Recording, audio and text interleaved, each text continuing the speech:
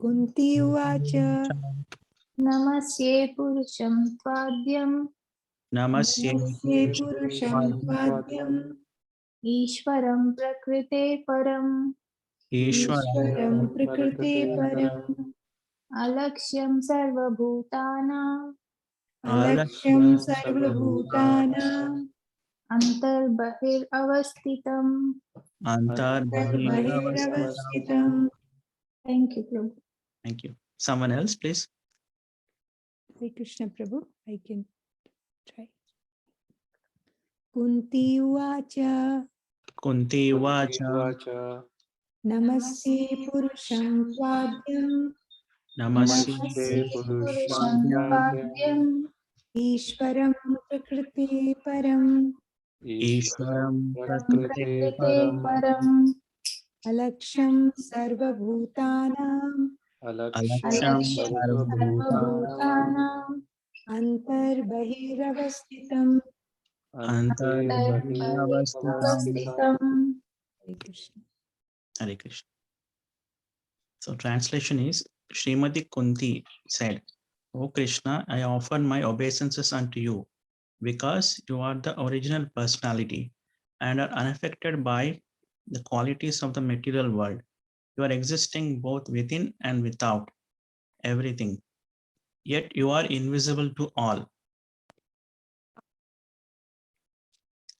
So last verse where we studied was Sutta Goswami is about to start the pastimes of Lord Krishna. So he starts with where Mahabharata has ended. So why he starts there? Because he wants to give background on two personalities. So the two personalities are Shukdev Goswami and Parishit Maharaj. So the whole Bhagavatam is a conversation between these two personalities, Shukdev Goswami and Parishit Maharaj. So Sutta Goswami wants to give background about these two personalities to everyone in the assembly there in Naimisharanya. So it starts with how Parishit Maharaj was saved by Krishna.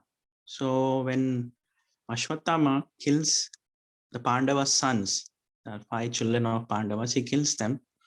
So Krishna and Arjuna goes and captures him and brings him to Draupadi. And Draupadi and tells him, should we kill him? What should we do with him? So Draupadi, being motherly affection and all, she's soft at heart. She says that we should punish him so that he will always remember instead of killing him at once. So then Bhim says that he wants to kill him at once, but then Yudhishthira Maharaj says, no, we should not kill him. We should punish him in some other way. So Arjuna and Krishna, then everyone approaches Krishna, how to do this. We don't want to kill him, but we want to punish him. So finally, they basically humiliate him, because usually for a fighter, if you humiliate someone, it is worse than killing. So if you insult them, it is worse than killing. So they just humiliate him, and then he's let go. But since he's so humiliated, Ashwatthama, he becomes even more vengeful. That he wants to destroy even the last link of the line, their dynasty line, who is Parishit Maharaj in the womb of Uttara, Mother Uttara. Uttara is the wife of Abhimanyu. So Parishit Maharaj in the womb. So if he kills Parishit Maharaj, then there is no more Pandavas line anymore. So he want to take revenge like that. So what he does is he releases a Brahmastra, because he is a son of Dronacharya, right? So he has a lot of powers, and he's basically Kshatriya. He learned all the skills, and he got all those powers. So he releases a Brahmastra which targets the womb of Uttara. So knowing this, that the Brahmastra coming, Mother Uttara runs to Krishna. She doesn't go to Yudhishthir or Bhim or Arjuna or anyone. She just runs to Krishna because she knows that Krishna is the protector, because she has been seeing and hearing what he has done to the family of Pandavas, how he has protected them. So she one-pointedly, without any thought, she just runs towards Krishna, because even in the case of Draupadi, she took shelter of Krishna to be protected, because none of them, all the big powerful men, were not able to save Queen, Draupadi. So she approached Govinda, so she was protected. So she knows, Mother Uttara knows whom she has to approach, and she ran to Krishna, Lord Sri Krishna, to save. And Krishna, knowing that this is the thing of Ashwatthama is doing this, so he at once takes everyone else into his internal potency. So Krishna, wherever he walks only in his internal potency. He's not touched by material world. So for example, if you say Krishna has come to North Carolina, so he is not really touching the North Carolina. He's still within his internal potency. That bubble is there around him, and through his internal potency only he actually moves from anywhere. So he's visible through his internal potency. So he never touches the matter or material elements or the modes of nature. It's unaffected. He's avyakta. So to the matter. So he covers everyone through his internal potency, because Brahmastra is a kind of a nuclear weapon in nowadays term, in modern terms. So he shields everyone, and he also enters into the womb of Uttara, and he gives darshan to Parishit Maharaj, who is in the womb, small baby. He gives darshan as well, that I will protect you.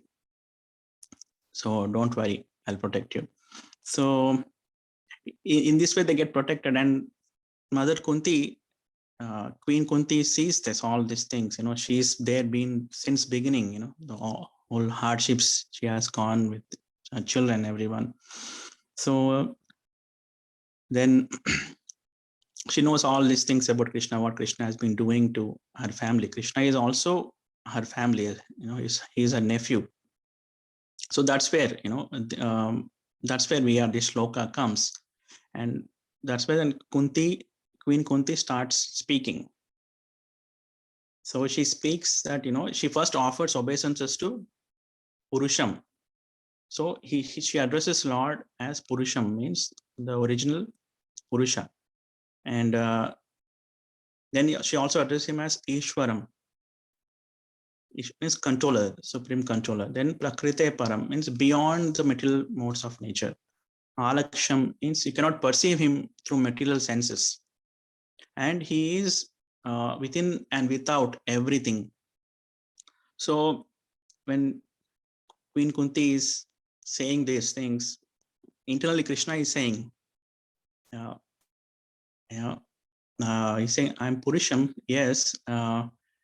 Ishwaram is, anybody can be Ishwara.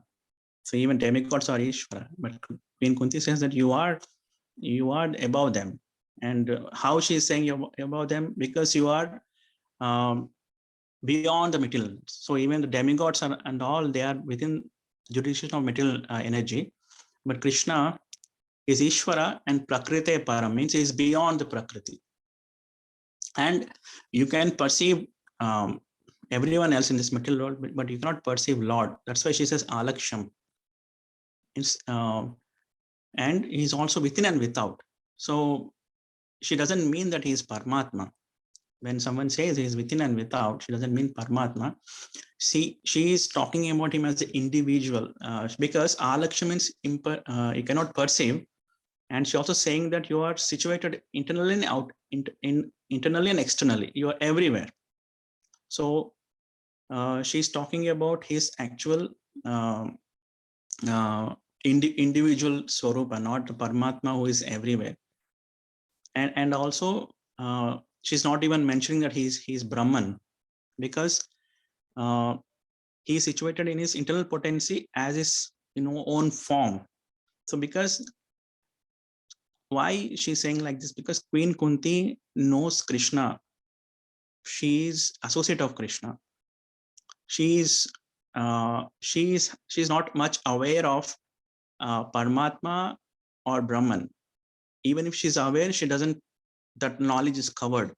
She's only talking about Bhagavan here, because she is personally, she has a personal relationship with Krishna. So when she says Krishna is within and without, she's talking about Bhagavan. She's not talking about Brahman or Paramatma here. And so in this way, Krishna is always within, covered by his inner internal energy, Yogamaya. So he is not, you cannot perceive him with material knowledge, because for Paramatma, you can still, Paramatma is revealed through your intelligence. Okay, Paramatma is still revealed because Paramatma is very close to intelligence, and Paramatma jurisdiction is within this material world, whereas Krishna cannot be revealed through intelligence. Okay, that is point number one. And second thing is Brahman is when you negate everything, all the material stuff, with the knowledge of spirituality, you can understand Brahman. So Krishna cannot be understood through your empirical knowledge or jnana or Ashtanga yoga. So in this way, Krishna cannot be perceived by intelligence. He cannot be perceived by the knowledge of Brahman or jnana, yoga. So that's why Krishna, she talks directly about Krishna in this word. She tells that he is Ishvara, is beyond matter. You cannot perceive him through material senses. He is also inside and he's also outside. So even now, when we see, okay, Paramatma is there, Brahman is everywhere, Paramatma is everywhere, but actually Krishna is also everywhere here in this material world through his holy name. So the holy name is all pervading. He's just waiting to enter into the heart of a devotee, where bhakti is residing. You want to enter into that heart. So it is so encouraging that Krishna is so easily approachable for us. So you can approach Paramatma through your intelligence. You can approach Brahman through your jnana, but you can only approach Bhagavan through your bhakti. So the holy name is waiting to enter into our heart through devotion. And Queen Kunti knows this, that she is a devotee, she is an eternal associate of Krishna. She is specifically glorifying Krishna as Bhagavan. She's not identifying him anywhere with Paramatma or Brahman at all. Okay, and so yeah, that is a summary of these words. So Ishvara means here she's not even talking about the demigods or or any superior powerful human beings, because that is qualified by Prakriti Param, because everyone else is covered by material energy except Krishna.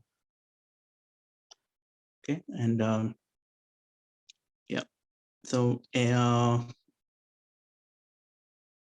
that's all I have for this as a summary. And if anyone wants to any questions or want to add anything, any reflections about these words or about this pastime, that how it has started with the Mahabharata.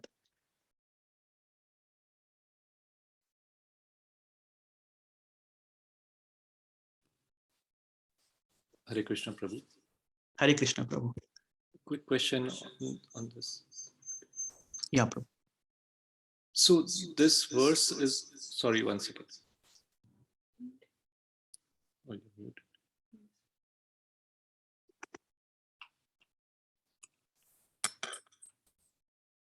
Are you muted? So the question I had was, why is Kunti like? Is it just a starting of something that she's addressing?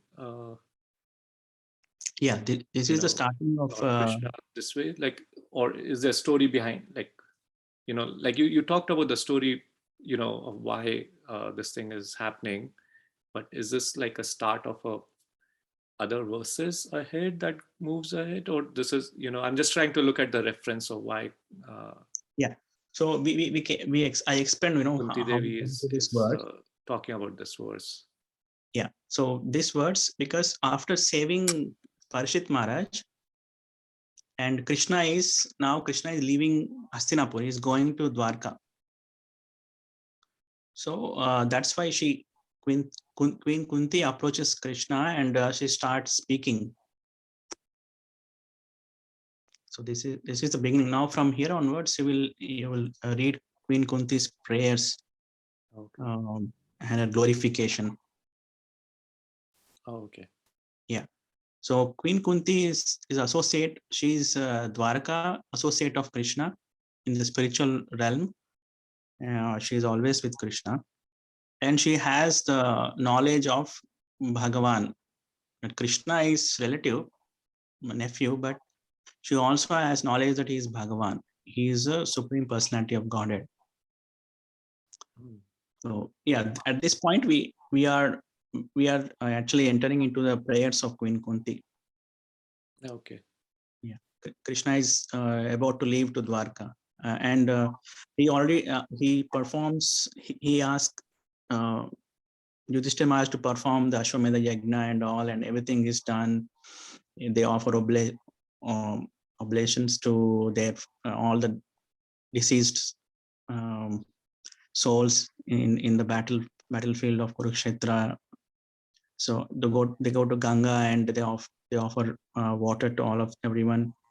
And that time Ashwatthama attacks once again, second time, and he protects, and that is taken care. And then he leaves. Now he leaves. That time Queen Kunti stops him. Actually, she also wants Krishna to stay back, because if Krishna is there, though there could be any kind of problem, Krishna will save them. And she always wants Krishna's association. Who doesn't want, Krishna? Every devotee wants Krishna's association. So she feels so much separation from Krishna, then she starts pouring out her heart. So this is the first word she talks, Kunti Uvacha. And since she has seen his opulence, how he's protecting everyone with his power. So Namasya Purusham. So she just offering that, you are the supreme personality of Godhead. She's being elder to Krishna. She bowed down to Krishna and saying that you are supreme personality of Godhead.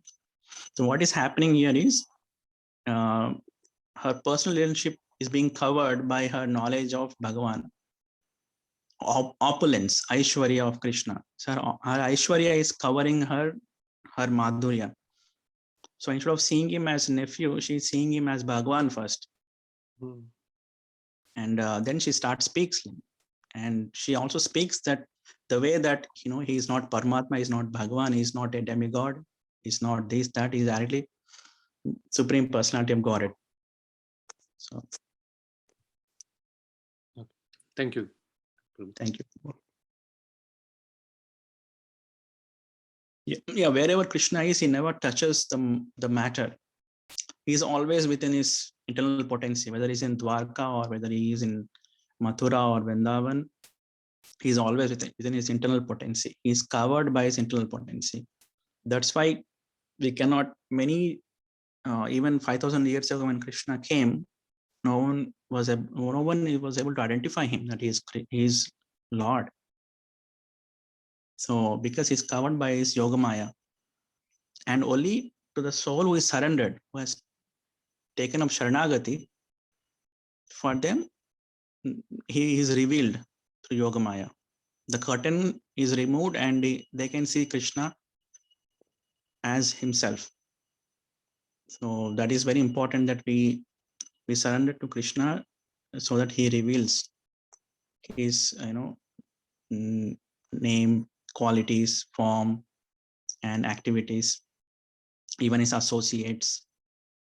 So that is the only way, not through intelligence, not through jnana, only through bhakti he is revealed. Only through Sharanagati is revealed.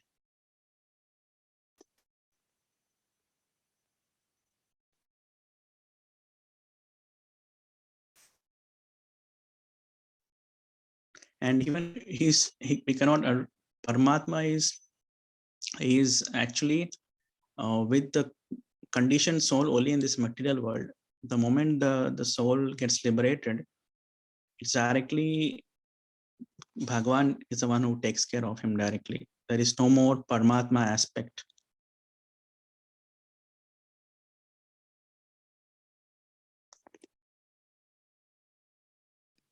Just curious, Prabhu, like Arjun, for example, so before the Gita Gyan, that was told on the battlefield, like, did he see him as Bhagwan, or it was just like a, do we know? Like, Yeah. So what happens is usually outside Vrindavan, there is a mix, Aishwarya and the Madhurya. It's a mix of that. So for Arjuna and Krishna, they are friends because they are of same age. At the same time, they're relatives, they're cousins. Okay. So it was more of very intimate relationship. Arjuna was never seeing him as Bhagwan, because if he sees him as Bhagwan, then Krishna would not be able to do a lot of pastimes like kidnapping Subhadra, getting married and all. Arjuna would not be able to do that if he sees Krishna as Bhagwan. So he's seeing him as friend, as cousin, and so very close. So because otherwise pastimes will not happen. The moment he sees Bhagavata, he has to bow down, he has to bow down because he's Supreme Personality of Godhead, So he want to speak of Bhagavata, even just by saying Vishwarup of Krishna, he was Krishna. Arjuna's hands were shivering. He was shivering, and his mouth in Gita, there is a words. It's in 11th canto, 11th chapter. So his mouth is dried up. His hands were shaking, and he's just so scared. He says, "Krishna, please come back to your original form. I cannot take this anymore." So yeah, sometimes it is like it's like a wave. It comes in Dwarka and Mathura. It's like a wave. It comes that okay, he is God, and he is also as Aishwarya is the opulence. So that's why they bow down to him. But in Vrindavan, the Aishwarya accept is completely thrown out of window actually. So in Vrindavan, they only see him as their, with the relationship, their rasa, direct rasa. It is so, the sweetness is so thick that there is no place for Aishwarya to come. Even if it comes also, they right away they just forget about it. Like for example, Yashoda Maya sees the whole universe in the mouth of Krishna. But in the next moment, she says, oh, maybe, just some kind of hallucination, or, I just have some bad day or something. And right away, she just hugs Krishna and, cleans him, cleans his mouth and everything, and gives him proper food. So the sweetness takes over in Vrindavan. The sweetness takes over, and that is very prominent. Even sometimes Krishna tries to show his opulence actually, but because of their love, he always fails to show the opulence. So Krishna fails in front of devotees in Vrindavan. And Krishna can never overpower them actually, because their love is so strong that he becomes subservient. He becomes completely under their control. Krishna becomes helpless, and in whatever way they want, in that way Krishna follows.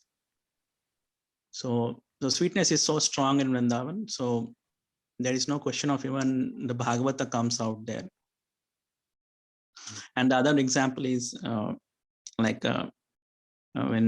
Durvasa Muni is meditating on the banks of Yamuna. He is a Brahmagyani.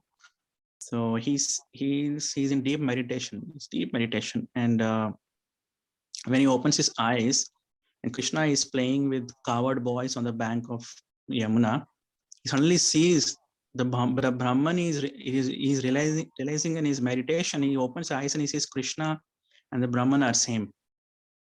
And he just becomes shocked. He becomes so stunned, how come the Brahman I'm realizing he's in front of me as Krishna, and how he's playing with coward boys with the dirt and all. So it's so bewildering. And Krishna knows that Durvasa Muni has realized that. He just looks at him and smiles. And then he just goes and disturbs his meditation, all the coward boys, and goes and, try to disturb his meditation and just run away from there. So whereas Durvasa Muni was like so stunned because of that Aishwarya, you're so stunned. But the coward boys don't see that. They see him as friends. Even when Lord Indra, after the Govardhan pastime, Govardhan Leela, when Lord Indra comes and beg for forgiveness from Krishna, after that he does the puja. He does arati of Krishna. He does abhishek and arati and everything. And from far away, the Gopas see that. What is this, guy doing, with Krishna, with our Krishna, his little boy. Krishna is not interested in Indra. He's looking at coward boys and smiling. And he's not interested in the service Lord Indra is doing to him, like abhishek and offering all the paraphernalia and, arati and everything. He's looking at coward boys and he's looking at Indra and he's saying, this guy is wasting my time. I need to go back to my friends and play. Then after that, when Indra leaves with all his arti paraphernalia, then the coward boys come there and says, what is this guy doing with you?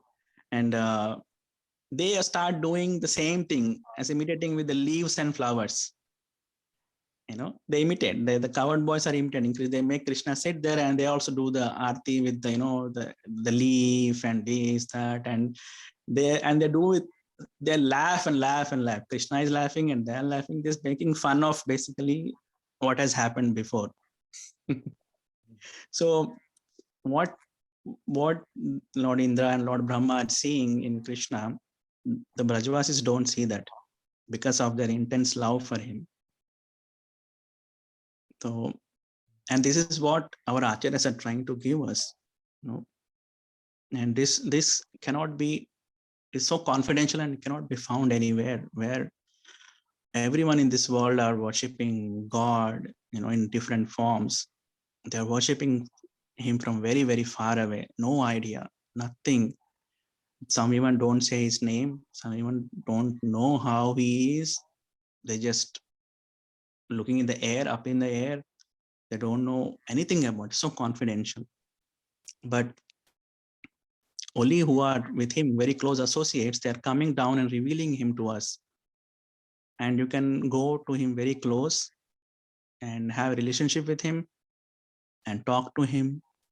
It's so amazing. It's not like God will not just fulfill your desire. You go to heaven, you go to hell, or you go to paradise, live there forever, do sense gratification. It's not like that. It's directly you approach Lord, you can see him, this all his features, you can have relationship with him.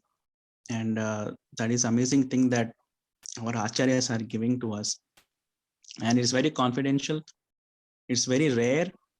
And we don't know how long this offer will be here in this world, because sometimes things get covered So people will become forgetful of Krishna. So we are very fortunate to be here at this point in time. We are very fortunate because we know about Krishna through our acharyas. Thank you, Prabhu. Thank you. Yeah. So yeah, we will stop here if nobody has any question or comments.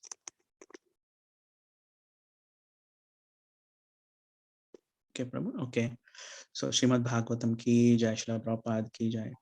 Vancha kalpatarubhyascha kripa sindhubhyev cha patitanam pavanebhyo vaishnavebhyo namo namo.